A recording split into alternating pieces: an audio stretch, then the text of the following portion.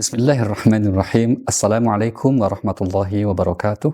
Alhamdulillah, assalatu wassalamu ala rasulillah wa ala alihi wa sahbihi wa mawalah amma ba'd. Sebentar lagi kita akan memasuki Ramadan. Satu kaidah menyatakan kalau kita akan bepergian, kalau kita akan melakukan sesuatu dengan mempersiapkan diri sebaik-baiknya, maka bisa dipastikan kita akan berhasil dalam perjalanan itu. Demikian juga ibadah Ramadan. Dengan mempersiapkan diri yang sebaik-baiknya, maka insya Allah kita akan dapat menjalani Ramadan dengan lebih baik. Persiapan apa yang harus kita lakukan? Tentu yang utama adalah persiapan mental kita, hati kita, bukan mempersiapkan diri memenuhi kulkas, bukan gitu ya. Ya itu nggak apa-apa sih, tapi kalau kemudian bukan itu maksud Ramadan hadir itu, juga bukan kemudian ganti gorden gitu atau ngecat pagar gitu ya. Ya itu bukan sesuatu yang dilarang, namun seharusnya prioritasnya bukan di faktor-faktor seperti itu. Meskipun itu bisa saja kita maknai sebagai cerminan kebahagiaan kita, kegembiraan kita menyambut Ramadan. Nah, persiapan hati dan mental seperti apa yang seyogyanya kita lakukan menghadapi Ramadan? Yang pertama, belajar terus meluruskan niat kita. Karena ini yang penting. Caranya bagaimana? Jangan kita mengeluh dengan menghadapi Ramadan.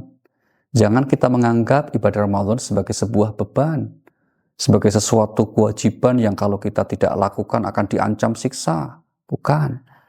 Namun yang terpenting adalah kita meyakini Ramadan adalah anugerah terbesar dari Allah Subhanahu wa taala. Dan rangkaian ibadahnya itu adalah rangkaian ibadah yang akan menjadikan kita orang-orang pribadi yang jauh lebih matang, jauh lebih baik. Nah, dengan menyambut dengan rasa gembira, maka ini pada gilirannya akan menjadikan kita menjalani Ramadan itu dengan perasaan yang nyaman, perasaan yang bahagia. Kalau kita bisa meraih seperti itu, wah itu luar biasa. Nah, maka nomor satu, luruskan niat kita ya, bahwa ibadah-ibadah yang akan kita jalani Ramadan itu sepenuhnya untuk kita, bukan untuk Allah. Karena Allah tidak akan pernah membutuhkan apapun dari makhluknya, termasuk dari hambanya kita semuanya. Al-Quran mengisyaratkan begini, in takfuru antum wa man fil ardi jami'a fa innallaha laghaniyyun hamid. Di surah Ibrahim ayat yang ke-8. Jika kalian semua penduduk planet bumi ini tidak ada yang mau beriman, tidak ada yang mau taat, semuanya ingkar, apa yang dimaksudkan Allah mengatakan, aku maha kaya, tetap jadi Tuhan. Artinya apa? Tidak akan membutuhkan apapun termasuk ibadah-ibadahnya hambanya. Maka kita yakini sepenuh hati bahwa ibadah itu kebaikannya untuk kita semuanya. Ini yang saya kira penting untuk kita tanamkan. Karena ada kesan ya bahwa sebagian orang ibadah itu menjadi beban karena menganggap Allah butuh ibadah kita. Nanti kalau kita nggak ibadah, nanti dimasukkan neraka. Bukan begitu cara berpikirnya.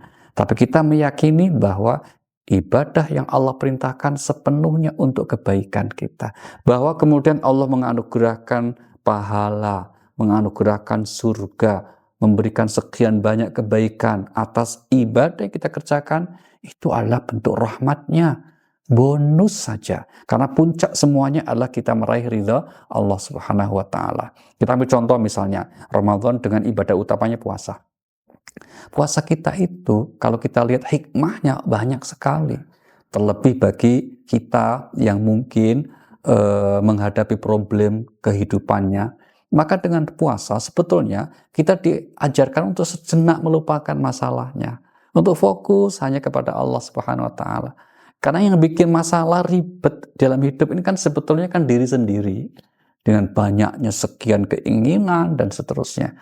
Maka dengan meluruskan niat sebaik-baiknya, insya Allah ini persiapan hati sekaligus mental, kiranya Ramadan itu akan datang dan kita menyambutnya dengan sukacita, dengan penuh kebahagiaan, dan insya Allah akan menjadikan kita mudah untuk menjalani rangkaian ibadah puasa Ramadan itu. Persiapan yang kedua yang tidak kalah pentingnya adalah persiapan pengetahuan. Ya, maka penting kita menyiapkan diri bagaimana kita memahami rangkaian ibadah yang Allah syariatkan. Tidak harus detail misalnya syarat sah rukunnya puasa, tidak harus begitu. Meskipun itu juga penting. Tapi yang terpenting kita memahami batas-batasnya. Jangan sampai kemudian ada kasus di mana kawan itu ketika puasa siang-siang itu rokok. Loh, kamu kok ngerokok itu? "Ah, kan nggak makan minum." Oh, ya itu kan nggak belajar kamu itu ya. Nggak makan, nggak minum, tapi terus ngerokok gitu ya. Yang biasanya sebagian mungkin karena ketidakmengertian gitu ya.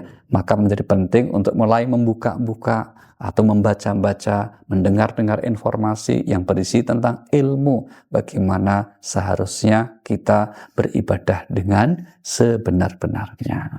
Semoga Ramadan kita menjadi lebih bermakna dan akhirnya menjadikan kita pribadi yang lebih baik. Terima kasih.